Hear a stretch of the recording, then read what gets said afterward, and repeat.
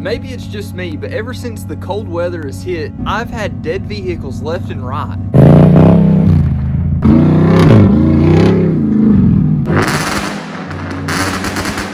So if you guys watched my last video, you'll know I picked up a new motorcycle from Whistle and Diesel. Obviously, it's got some things that we need to address, but one of the main things being the battery. Now, the battery on it, hopefully I can revive that battery, but worst case scenario, we may have to get a new battery.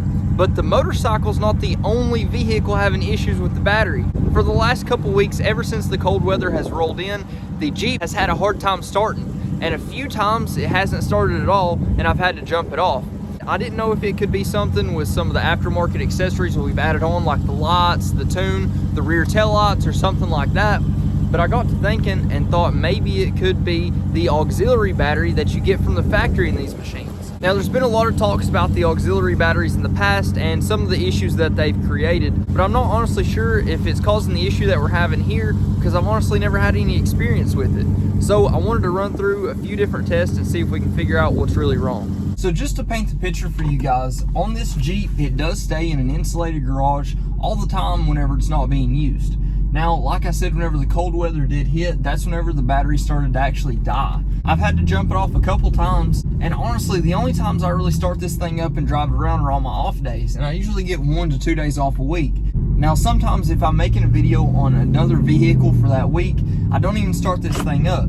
So the first time I noticed it died, I think it had been sitting right at 7 or 8 days, and it was completely dead. Now, none of the doors were left open, none of the lights were left on, nothing like you'd typically expect to run down the battery.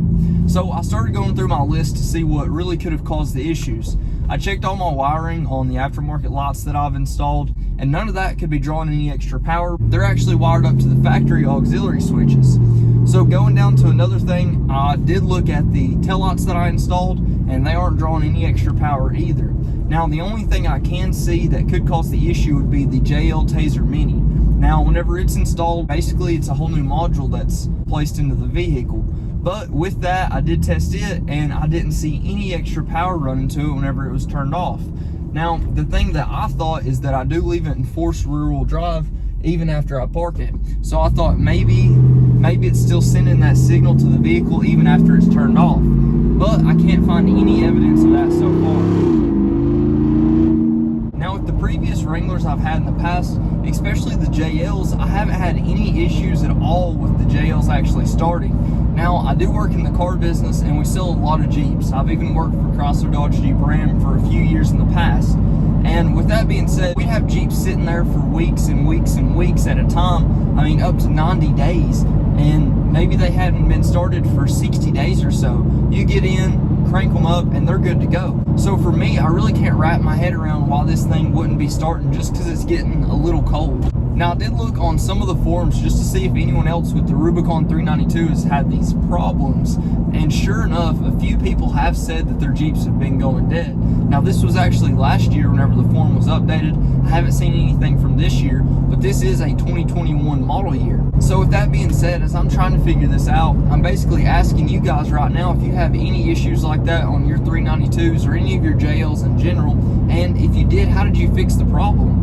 But for now, I did want to go get a battery tender for this Jeep. That way, whenever I do decide to go out and make a video on this vehicle, I can just jump in and start it.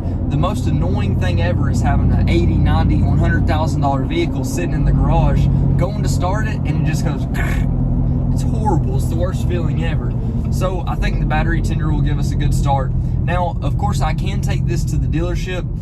Everything should still be under the full factory warranty, hopefully, but I can take this to them and see if they want to test the battery, and I'm sure they just give me a replacement battery for this. But if there's an issue causing the problem, and it's not just the battery that's dropped a cell, then it's going to continue to happen. So while I still have this battery in, I'd rather test out and see what I can find that's causing the actual issue, because otherwise it's just going to happen to another battery. They might not be as willing to give me another battery on top of that if the same thing happens again. Regardless, we're going to run to the store, pick up a battery tender, see if they have anything else. They start throwing out some Christmas deals on some tools, so we'll see what they have, and then we'll go right back to the house and see what we can find out. So we got what we needed. You can always find pretty decent deals here at Harbor Freight. So these are the ones that I actually picked up. So you can tell these are the Syntec 6 volt, 12 volt, 2 amp. They're basically just a automatic battery charger or maintainer. And with these, they do work with the AGM batteries, and that's actually what we have in the motorcycle as well as the Jeep. Now with these, you can see the specs on the back here. Everything seems like it's going to work pretty well. It is water and dust resistant too, so that's going to come in handy, especially if you need to use one of these outside on maybe a trailer or something like that.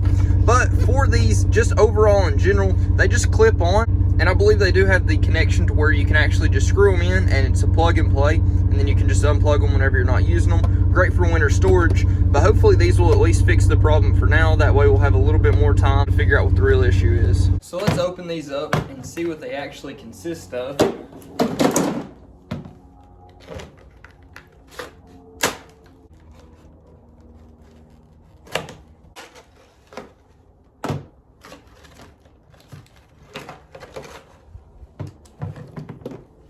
So it's almost exactly what you'd expect. You got a plug-in to go into the wall, and you've got these to hook up to the battery. And then you've got the mode selection here for the 6 volt, the 12 volt, and it will tell you what percentage the battery's at. And I guess it's got a fault gauge right here, as well as the 12 volt, 6 volt, or standby. So let's run over to the Jeep, hook it up on it first, and then we'll run over here and hook it up to the motorcycle.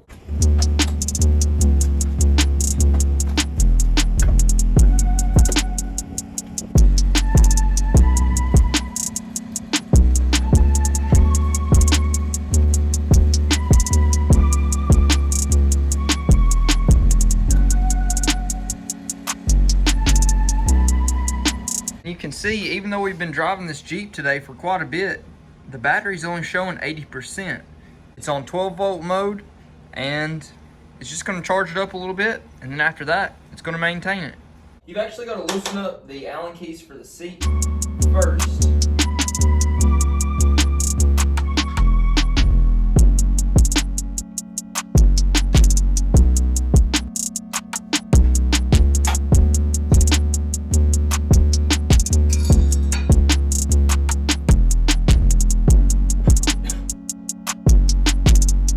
Got a couple Allen keys just securing the battery down. Same process as we did just before. We'll plug it in.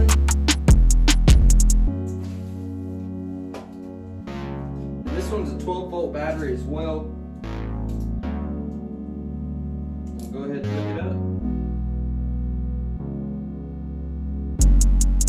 And really and truly, that's pretty darn simple just to winterize your machines, or if you're just not going to be driving them too awful much. It's definitely something you're going to have to do at some point. So for these, they're all good to go. So that's going to do it for today. If you guys haven't already, please like, comment, subscribe. Let me know what you think and let me know what you want to see next. And like I said before, if you guys have had this issue before in the past and you found a solution for it, please let me know in the comments down below. That way we can get all this addressed as fast as possible and get on to the next thing. Until next time, Godspeed.